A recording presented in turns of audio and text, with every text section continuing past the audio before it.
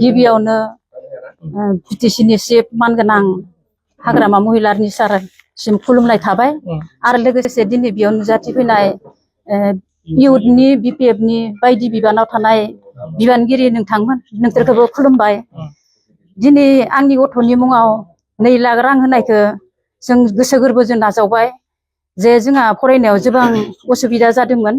जे जों उदालगुरि डिस्ट्रिक्टनि गामिया बाथाबारि, आंनि गथ'नि मुङा भबेस बर'। ओमफ्राय गथ'आ आंहा नवोदया उदालगुरि नवोदया सनाइगावआव फरायदोंमोन।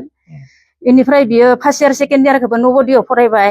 ओमफ्राय फरायखांनानै जे मोनसे जेनेबा परिखा जायो दक्षिणा होननाय, बे दक्षिणा एग्जामाव सेलेक्ट जायोबोला फ्रि कचिंआव लाङो बे नवोदयानिफ्राय।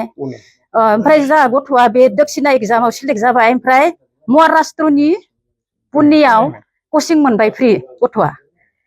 बेनिफ्राय कचिंआव पास जानानै ओमफ्राय MBBS मोननानै दा डिब्रुगड़ आसाम मेडिकेल कलेजाव दा फरायगासिनो दोङो। दा बियो सेकेन्ड इयार 2 अक्ट'बर माहानिफ्राय थार्ड इयाराव हाबसिगोन, थार्ड इयार जासिगोन माबानानै।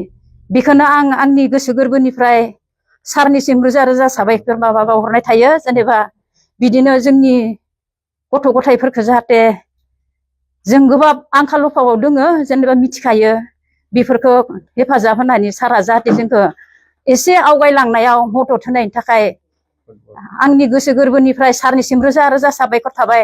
सारा अराय सम जिउ गोलाव जाथों आरो बिपिएफ पार्टियाबो अराय थांनानै थाथों, बेखौ आं गोसो गोरबोजों सारनिसिम खुलुमनाय थाबाय।